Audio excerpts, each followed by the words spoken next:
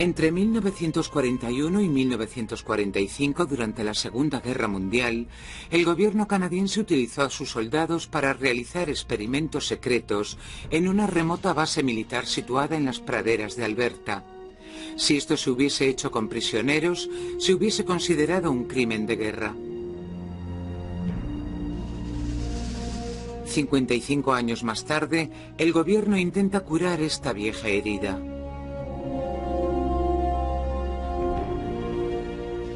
Organiza una ceremonia en honor al grupo de veteranos que lucharon en esta guerra secreta, en la que siempre se negó su participación y en la que sus heridas nunca fueron curadas ni compensadas. La gente no olvida. Yo no he olvidado. Han cambiado las carreteras, pero yo aún sé cómo llegar. Yo iba conduciendo en mi coche con mi mujer, y en cuanto reconocí el lugar empecé a temblar como un flan y me puse muy mal.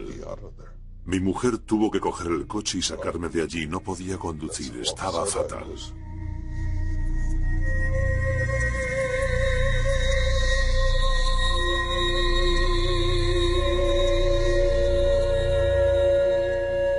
Guerra secreta. La odisea de los voluntarios de Suffield.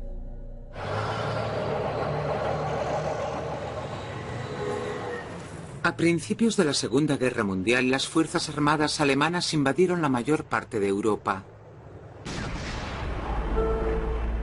Los ejércitos de Hitler condujeron a los británicos a las playas de Dunkirk. El ejército alemán estaba preparado para invadir Gran Bretaña en cualquier momento. Los que sobreviviéramos íbamos a acabar hablando alemán porque los nazis iban a conquistar Norteamérica. Básicamente era así de sencillo. O si no, entrarían los japoneses por la orilla oeste y acabarían con nosotros. Así que estábamos luchando para sobrevivir.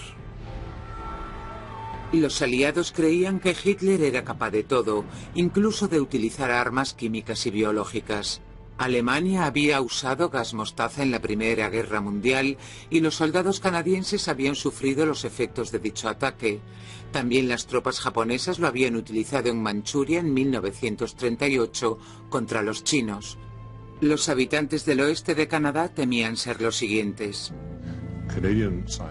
Los científicos canadienses, en particular el señor Frederick Banting, nuestro único premio Nobel en aquella época, estaban convencidos de que los alemanes harían uso de este tipo de armas y de que las utilizarían para obtener una ventaja militar, basándose en su falta de escrúpulos y ética.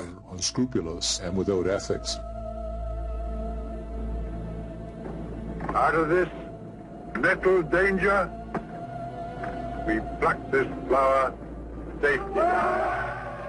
Antes de iniciarse la guerra y sobre todo antes de la conferencia de paz del 38 en Múnich, Banting predijo la mayoría de las cosas que iban a suceder. Le preocupaba que los alemanes fueran los primeros en desarrollar armas químicas y bacteriológicas. Pero no fue hasta la caída de Francia en junio de 1940 que las predicciones de Banting se hicieron realidad. Los ingleses ya no podían utilizar las instalaciones del norte de África para la experimentación con armas químicas, así que se fueron a Canadá. Encontraron lo que buscaban en las grandes praderas de Alberta, en un complejo de viejos edificios llamado Suffield, que pronto se convertiría en un centro de experimentación. Y llevaron hasta allí a más de 10 o 15 personas de centros británicos, especialistas en este tipo de trabajos, a los mejores científicos, y en principio su misión era empezar con las nociones más básicas para intentar enseñarnos al resto de nosotros cómo funcionaba todo esto. Suffield era dirigido por británicos y canadienses, pero Canadá conservaba su jurisdicción. La agencia de investigación se establecía en Ottawa. El científico jefe era el Dr. Otto Maas, un profesor de la Universidad de McGill, conocido en Canadá como el señor Química.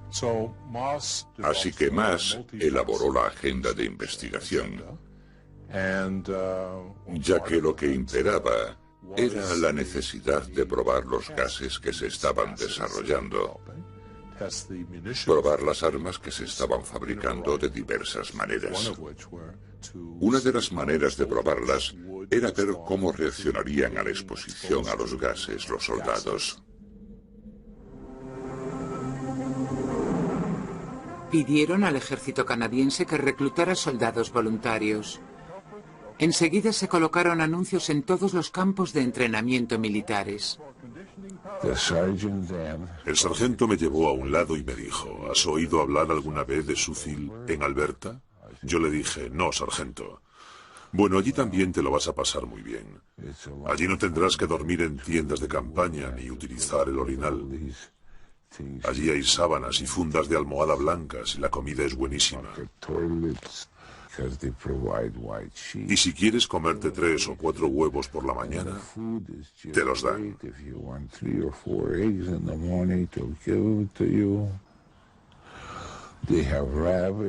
Allí tienen conejillos de indias y cabras, y será solo un mes o así.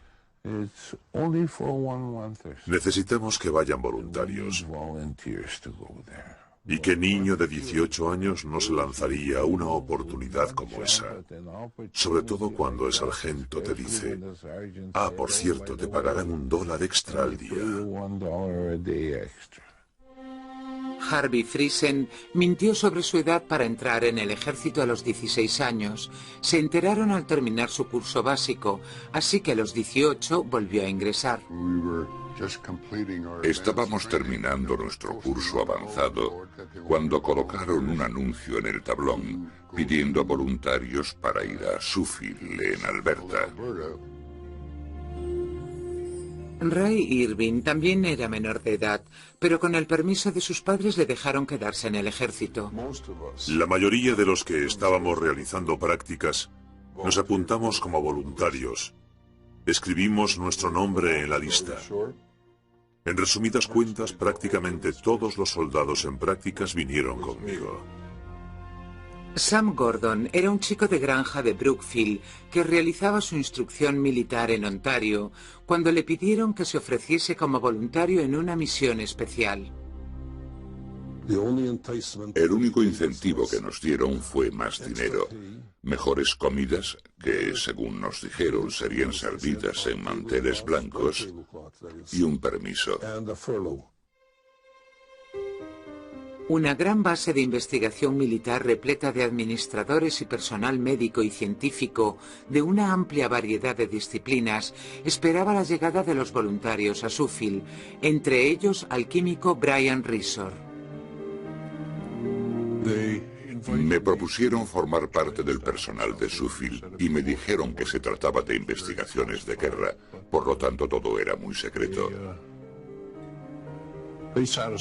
Me convencieron diciéndome que este era el trabajo perfecto para mí porque acababa de licenciarme en química.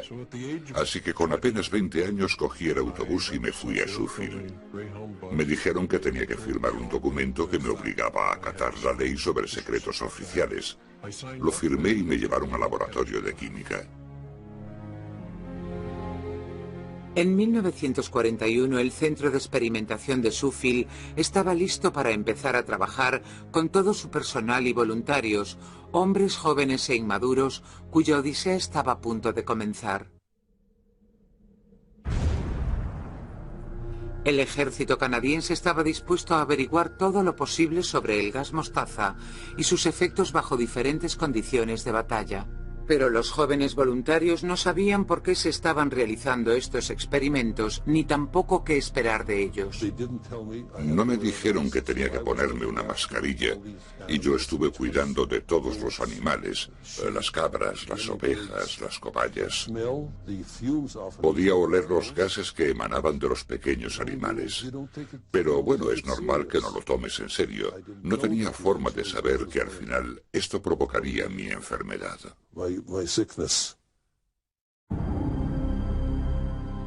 Los experimentos fueron llevados a cabo en diferentes lugares. Tenían una cámara de gas de aproximadamente 6 por 12 metros que estaba muy poco iluminada y tenía una puerta en cada extremo. Y de lo que se trataba era de atravesarla sin mascarilla de oxígeno, y solo se tardaba unos 90 segundos. Así que yo contenía la respiración. Y daba golpes en la puerta del otro lado y me dejaban salir. Corría a los brazos del señor Davis y él me llamaba criatura colonial. Me decía que había hecho trampas, que tenía que hacer como todos los demás, que se suponía que tenía que respirar el gas y que como no lo había hecho me castigaría y tendría que volver a pasar al día siguiente.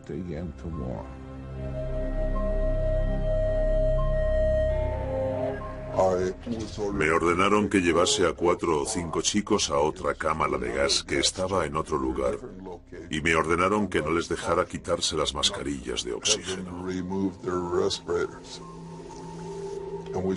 Y nos quedamos en esa cámara, con nuestras máscaras de oxígeno puestas, unos 45 minutos. Hacía muchísimo calor allí dentro.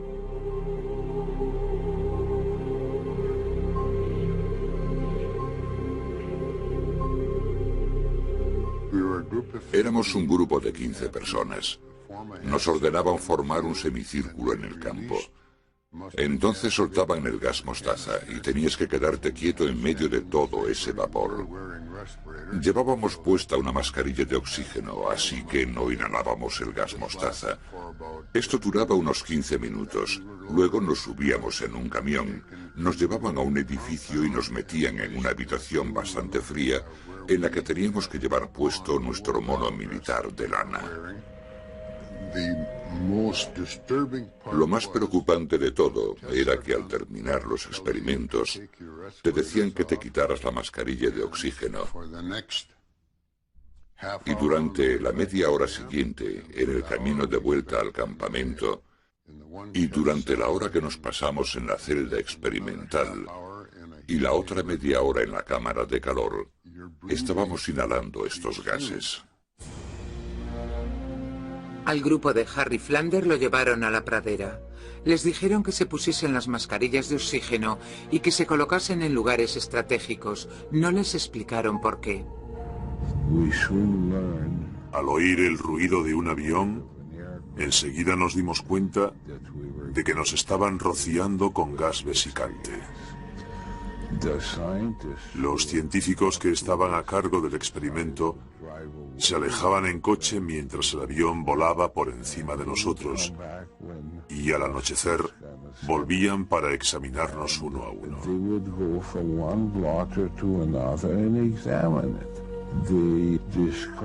Vieron que yo tenía 7 granos, 3 de ellos en el omóplato, en la espalda.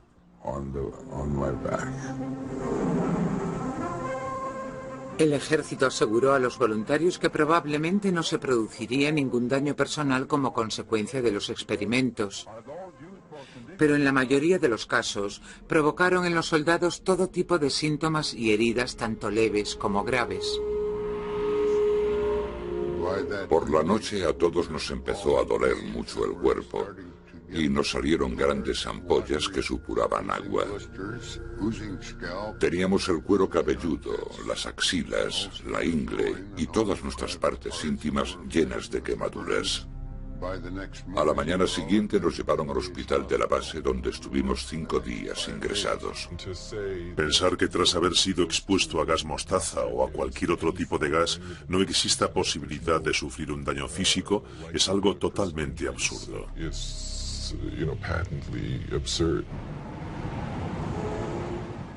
El doctor Carl Kelsey es médico e investigador oncológico en la Escuela de Salud Pública de Harvard.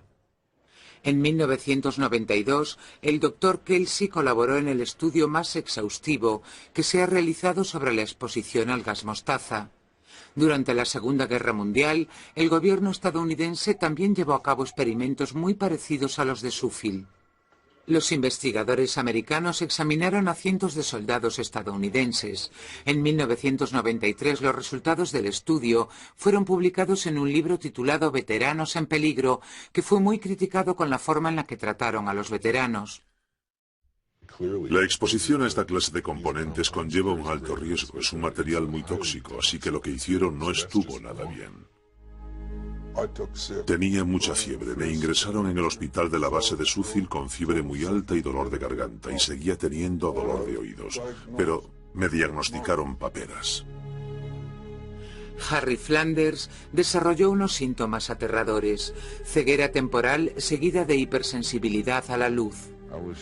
Me encerraron en un cuarto oscuro durante 2 semanas. En el segundo día que estuve allí, un médico bastante joven vino a verme y me dijo que creía que tenía sarampión. Entonces, un par de días después, vino otro y me dijo que tenía paperas. No tenían paperas, y después de haber vivido esta experiencia, decirles que tenían paperas, eso indica claramente que estaban intentando ocultar la información sobre estos experimentos y por tanto decidieron darles a todos la misma respuesta. Cuando Ray Irving salió de su aislamiento, regresó al hospital a visitar a sus amigos. A 4 o 5, el gas mostaza les había quemado la piel.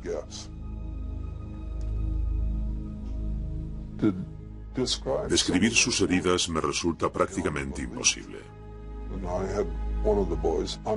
Uno de los chicos se quitó parte del vendaje de la zona de la ingle para que yo pudiese verlo. Cuando se quitó los vendajes, su piel, lo diré por su propio nombre, su prepucio, estaba cerrándose en la punta de su pene y se lo habían cortado ya 3 o 4 veces para soldarlo en varias operaciones de cirugía.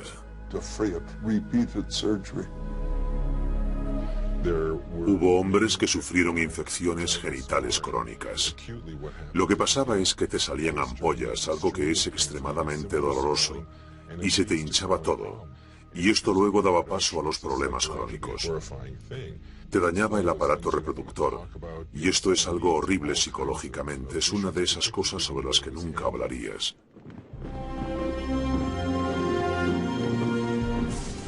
La mayoría de los veteranos creían que al ofrecerse voluntarios para los experimentos de Sheffield estaban ayudando a ganar la guerra, y creían que cuando la guerra terminase recibirían el mismo reconocimiento que aquellos que lucharon en combate.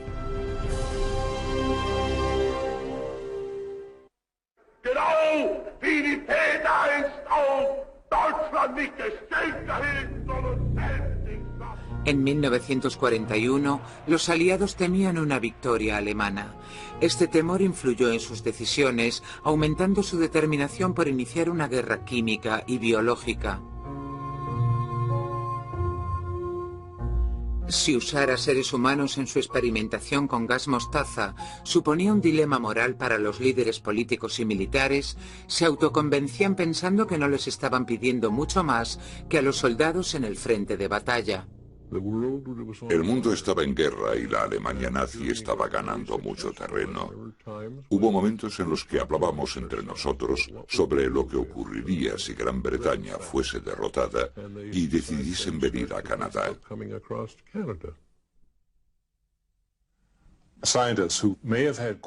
Los científicos que tenían ciertas dudas sobre la ética de los experimentos acallaban sus conciencias argumentando que esta investigación era necesaria para acabar con la guerra, salvar muchas vidas y proteger a sus compatriotas contra un tipo de armas que seguramente usarían sus temibles adversarios.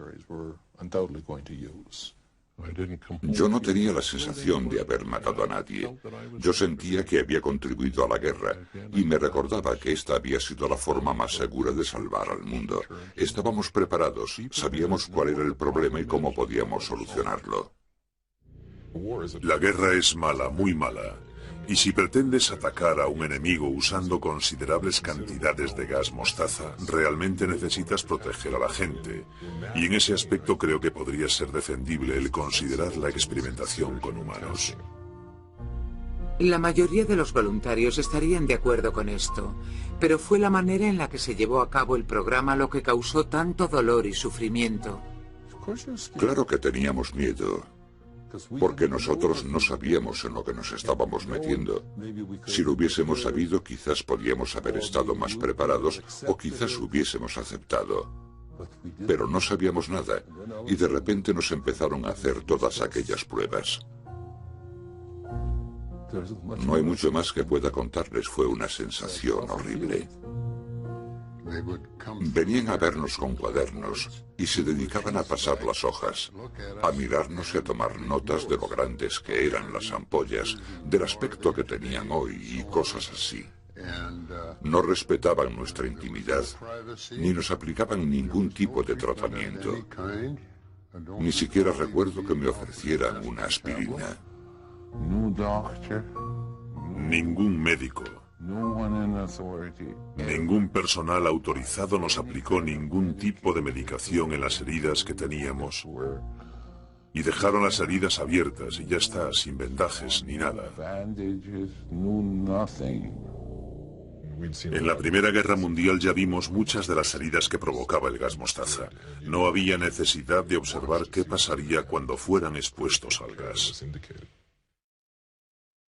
El sulfuro de cloroetilo, comúnmente llamado gas mostaza, fue sintetizado por primera vez a mediados de 1800 y a principios de los años 30 ya se habían publicado estudios detallados sobre sus efectos en seres humanos. ¿Por qué entonces necesitaban los aliados experimentar con los soldados? Esta es una pregunta que se ha hecho muchas veces porque cuestiona algo realmente importante, un asunto ético. No podían simplemente haberse basado en la experiencia de la Primera Guerra Mundial, en la que hubo más de 250.000 de víctimas de este gas. ¿No podían simplemente haber consultado los documentos? Y la respuesta es sí, por un lado, pero en su mayoría no, porque estos gases eran mucho más refinados. El nivel tóxico del gas mostaza era mucho más alto en 1939 que en el 18, y también se usaron unos sistemas completamente diferentes para la liberación del gas.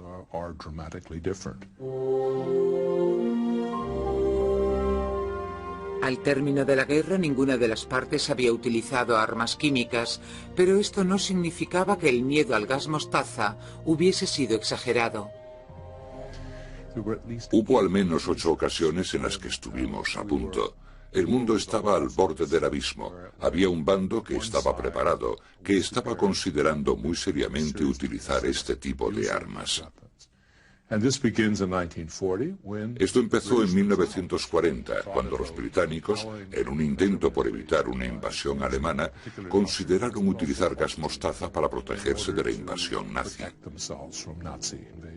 En 1942, Canadá consideró utilizar este mismo gas para evitar una posible invasión japonesa por la costa oeste.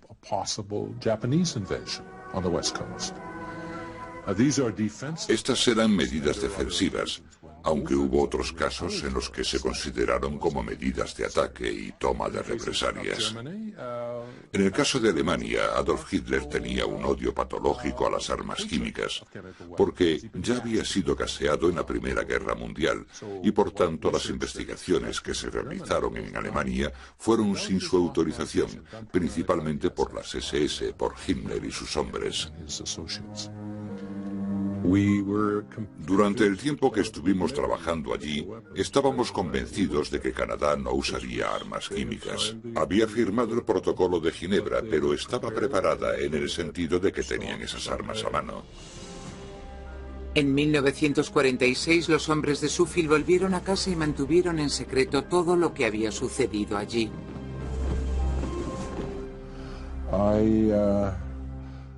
No me di cuenta que realmente estaba manteniendo un secreto.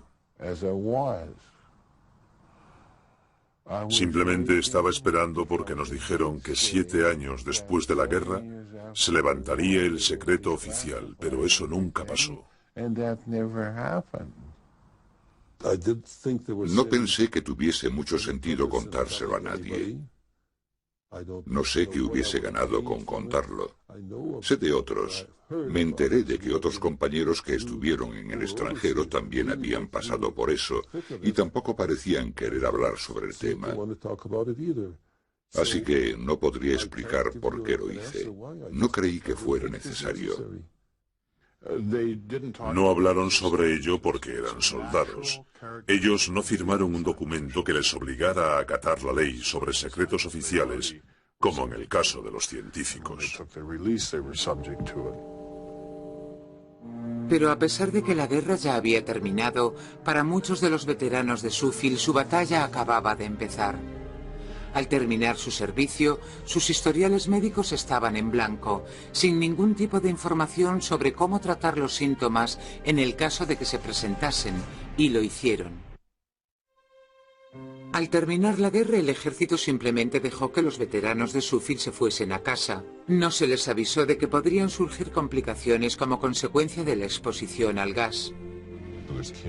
Cáncer, enfermedades crónicas pulmonares y cicatrices en cualquier parte que hubiese sido expuesta. También podrían surgir problemas de visibilidad debido al contacto con los ojos e infinidad de efectos crónicos en los distintos órganos como consecuencia de la exposición. En 1946, retomé mi vida como ciudadano normal. Y antes de que acabara ese año, me empezaron a salir todo tipo de ampollas en manos y brazos. Estuve 3 veces ingresado en el hospital militar de Winnipeg. No paré de repetir que en 1945 había formado parte de un programa experimental en Shuffield, Alberta, en el que había sido expuesto a gas mostaza y que estos eran los efectos secundarios. Cada vez que contaba la historia me decían, en su historial médico no hay ningún tipo de información que indique que haya estado usted en Shuffield, ni que haya sufrido ningún tipo de daño. Nada más terminar la guerra, Ray Irving fue trasladado a la Marina canadiense, donde empezó a tener síntomas inusuales. Me salieron unos bultos. En toda la parte de detrás de la cabeza y del cuello de cada folículo del pelo me salieron pequeños forúnculos. Fue realmente doloroso y duró bastante tiempo. Los médicos me dijeron que creían que se trataba de una reacción alérgica al metal y me dijeron que tendría que intentar eliminar algunos de los metales a los que yo debía de estar reaccionando. Los médicos me dijeron, guarde todos sus cubiertos metálicos. Yo creo que fui el único soldado del ejército del Pacífico que comía con cubiertos de porcelana. Después de terminar las primeras pruebas me encontraba un poco mal, pero no me imaginé que fuera nada grave. Pensé que quizás fuera una congestión o un resfriado. No fue hasta 1980 cuando realmente empecé a sentir los efectos. Me diagnosticaron asma y estuve bastante mal. Estuve unos cuantos años con muchos dolores. Cuando les conté por lo que había pasado, me dijeron que el daño podía permanecer latente durante muchos años. Yo a veces, sin razón aparente, tengo fiebre y llego hasta los 41 grados. Me pasa cada 2 años o así. Y nunca me imaginé que eso podía estar relacionado con las pruebas de Shuffield. Pero ahora sé que sí, que está relacionado, porque a partir de ahí empezó todo. Hay muchísimos efectos crónicos como consecuencia de la exposición al gas y la gente estuvo mucho tiempo desinformada, con lo cual es totalmente comprensible que ellos ahora se pregunten si algo o todo está relacionado con esto. El gas me dañó los pulmones, pero nadie se atreve a confirmarlo. Pensé, si no encuentran mi historial médico y vuelven a negármelo, prometo que me suicidaré. He pedido al Consejo Nacional de Investigaciones Científicas que me diseccionen. Y una vez que lo hagan, verán lo dañados que tengo los pulmones. Y entonces por fin lo reconocerán. Para ellos debió de ser horrible no haber sido informados de la naturaleza y las consecuencias de la exposición.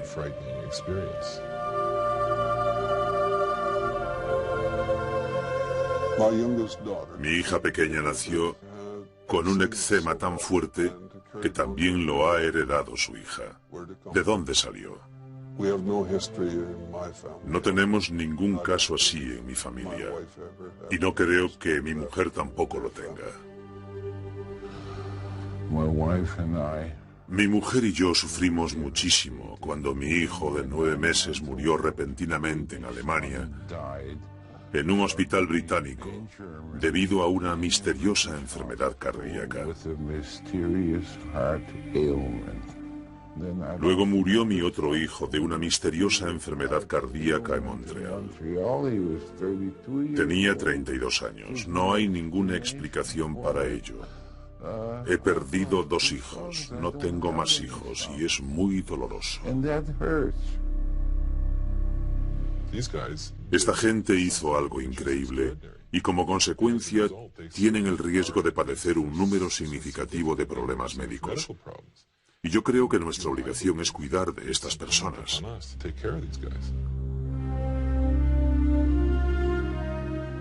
Aunque cada vez más veteranos decidieron informar a sus gobiernos de sus problemas, todos experimentaron las mismas dificultades para probar que habían estado allí, que habían sido heridos y que existía una conexión entre aquellas heridas y sus problemas de salud. Ha sido muy difícil para nosotros. Hasta 1990 no empezaron a dar compensaciones económicas y tratamientos a aquellos veteranos que lo necesitaran, pero esto aún no ha terminado. Si decides llevar a cabo esta clase de experimentos, si le haces esto a la gente, creo que es muy importante asumir la responsabilidad de lo que les ocurra a estos hombres. Has de hacerlo de manera ética, razonable y compasiva. Cuando acabó la guerra, los informes fueron guardados bajo llave en algún almacén. Su secretismo ha evitado que los investigadores hayan podido tener acceso a los informes. Creo que el ejército, y aquí incluyo al ejército canadiense, tenía una obsesión enfermiza por mantener ciertas cosas en secreto. Les beneficiaría sacar a la luz esas historias y permitir a los historiadores examinar las pruebas. Porque si no, al no existir pruebas, en estos casos se suele pensar lo peor.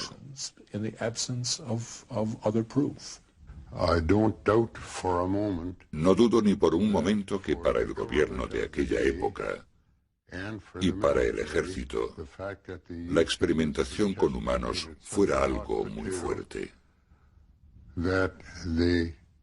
Por tanto, hicieron todo lo que pudieron para deshacerse de toda la información y negarlo una y otra vez.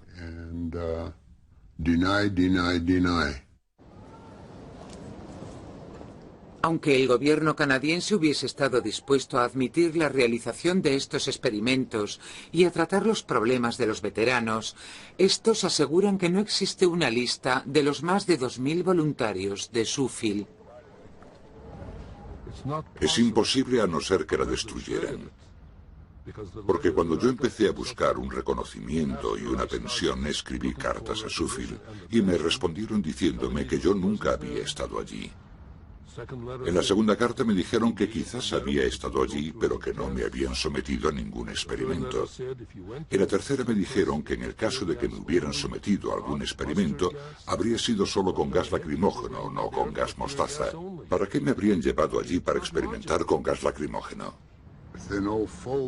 Sabían de sobra que con estos experimentos estaban hiriendo a muchos soldados canadienses. Debían de haberles realizado al menos un seguimiento. Eso fue lo más injusto de todo. Toda la culpa no es del sistema, ni del gobierno, ni del ejército. Pero mientras pasan por este largo y doloroso proceso para establecer de quién es la culpa, siguen teniendo una obligación con los individuos porque si, por ejemplo, hoy en día alguien entra sano en un quirófano y sale enfermo, hay que responder ante esa persona. El individuo no tiene que demostrar que lo que le pasó en Croacia o donde fuera provocó esto. Esto es un principio básico. No se trata solamente de que respondan los jefes del Estado Mayor. También es asunto del ministro de Defensa, del gabinete y del primer ministro. Ante una respuesta militar, el gobierno tomará cartas en el asunto. Entonces, realmente, ¿quién debería responsabilizarse de esto? Aquellos que elegimos para que formen nuestro gobierno. Los tratamientos y las compensaciones económicas deberían haber sido las mismas que las de otros veteranos de guerra. A todos los veteranos de Suffield se les negó este derecho. La balanza no estaba equilibrada, pero podría haberse equilibrado después de la guerra.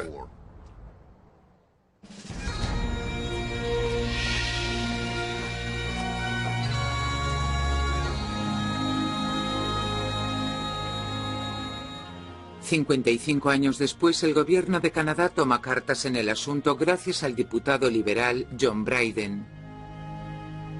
El 5 de mayo de 2000 se celebró un acto en Suffield en honor a los veteranos de guerra y a las viudas de los fallecidos.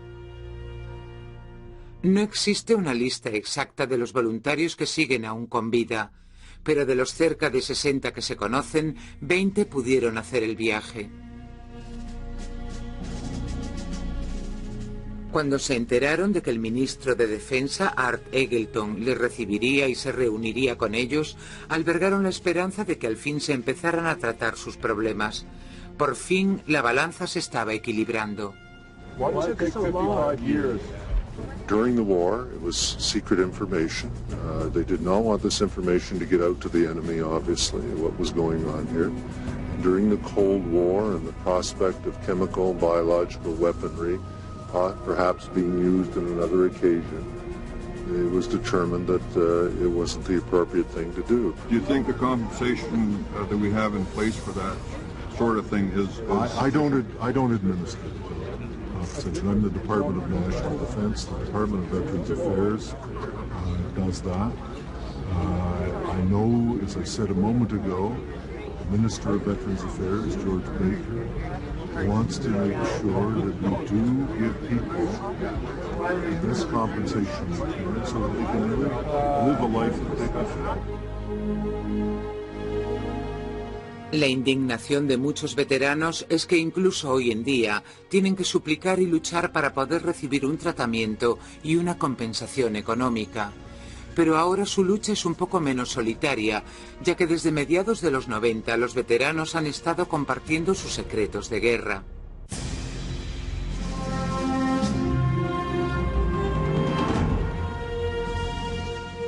A mediados de los 90 empezaron a aparecer historias en los medios sobre los experimentos realizados en Suffield y algunos veteranos aprovecharon para presionar al gobierno y obtener ayudas.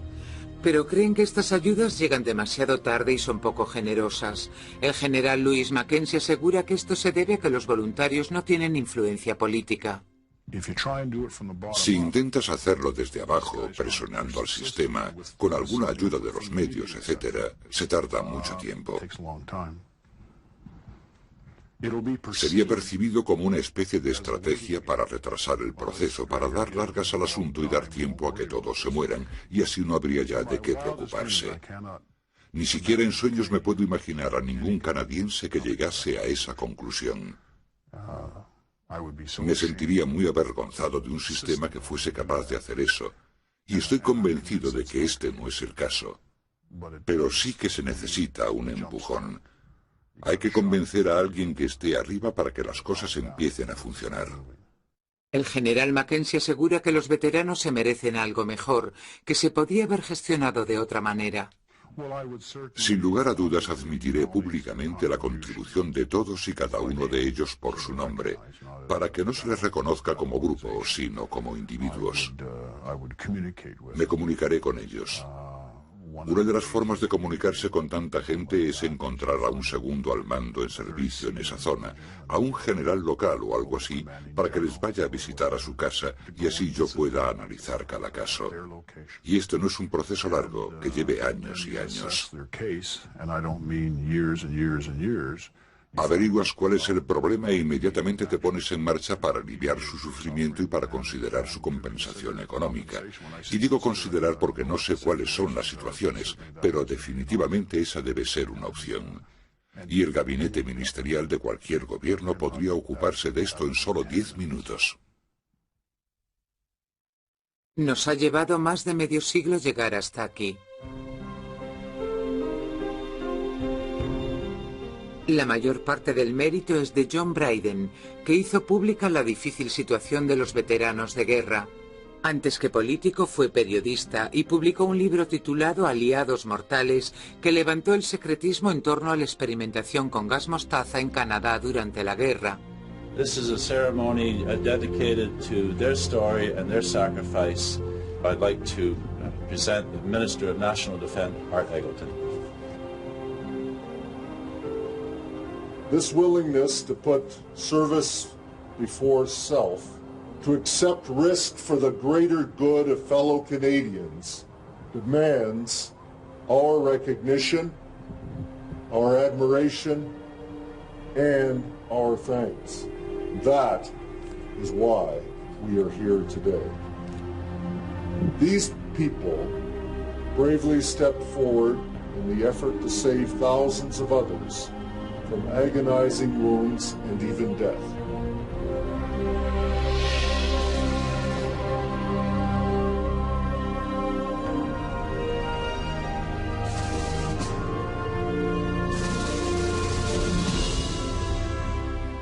La mayoría de los veteranos de guerra y las viudas de los fallecidos que acudieron a la ceremonia apreciaron este gesto de reconocimiento. Pero días e incluso semanas después surgieron otra vez las dudas y las recriminaciones cuando empezaron a cuestionarse si realmente esto había significado un cambio en su lucha. Realmente para mí la ceremonia no significó nada. Reviví viejos recuerdos que tenía muy adentro. Y pensé que de todos los hombres que habían estado allí, solo había 20. ¿Dónde estaba el resto?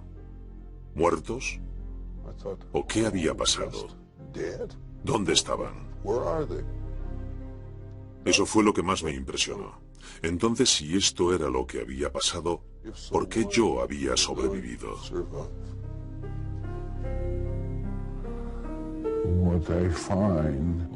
Lo que me pareció raro e incluso vergonzoso es que nos diesen un trozo de papel, que es la cosa más barata que hay en el mundo, con unas palabras escritas que no significaban nada para mí, como veterano de guerra.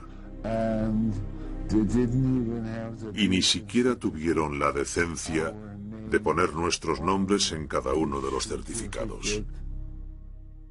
Ni siquiera el científico Brian Risor, que fue el encargado de dirigir las investigaciones en Sheffield de 1968 a 1971, estaba satisfecho con el gobierno. ¿Qué pasaría si a los 15 o 20 civiles que no estábamos de servicio militar y no firmamos ningún acuerdo escrito nos matasen o sufriéramos el resto de nuestras vidas? Creo que también nos merecemos estar en esa placa, y no estamos.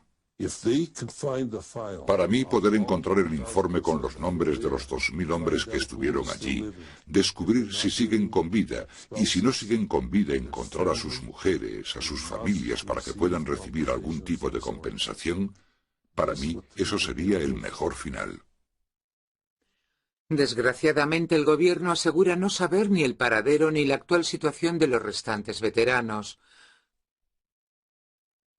Carl Kelsey cree que se ha perdido una oportunidad única. Si hubiese habido un seguimiento de esta gente y hubiésemos visto la incidencia del cáncer en el grupo, hubiésemos obtenido una información muy valiosa. Uno de los aspectos sobre los que realmente necesitaríamos saber más son los efectos de bajas dosis de agentes cancerígenos. En los seres humanos el gas mostaza es un agente cancerígeno, y allí se realizaron experimentos con dosis muy bajas. Si todo esto se llega a observar con detenimiento, podíamos haber obtenido mucha información importante. Fueron experimentos controlados realizados con seres humanos, y la mayoría de ellos se hicieron para nada, muy pocos sirvieron. Así que en realidad podíamos haber aprendido mucho de esto, pero no lo hicimos. Es una desgracia, realmente es algo espantoso. Estos tíos lo arriesgaron todo. Les dijeron que no se lo contaran a nadie y luego les ignoraron. Fue un experimento en toda regla porque duró 50 años. Para mí, son héroes. Paradójicamente, después de todo lo que han pasado, ninguno de estos hombres se arrepiente de haber estado allí. De hecho, al igual que los soldados que se enfrentaron al enemigo en las líneas de batalla, están orgullosos de haber luchado en su pequeño rincón de la guerra. Estoy orgulloso de poder haber servido a mi país a pesar de que esto ha supuesto un montón de sacrificios. Cuando mires atrás tienes que pensar que tu vida ha valido la pena y Suffield fue parte de ella. Yo estaba totalmente orgulloso de llevar mi uniforme y servir a mi país.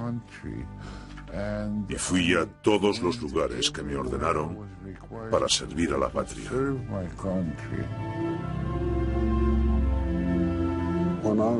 Cuando era joven, buscaba emoción. De cualquier tipo o manera, me daba igual. No me deben una disculpa. Lo que hice, lo hice voluntariamente.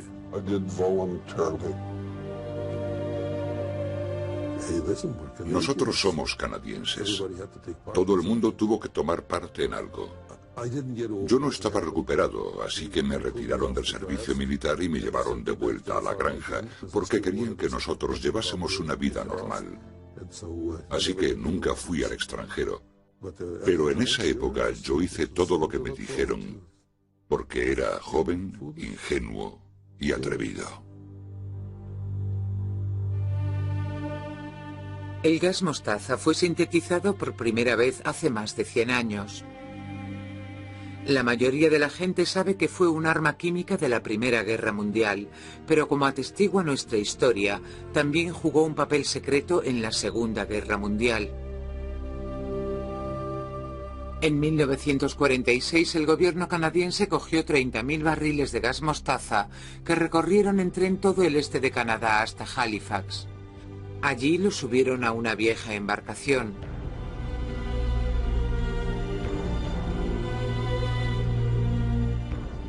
Los llevaron al mar y los hundieron con la artillería de los buques de guerra.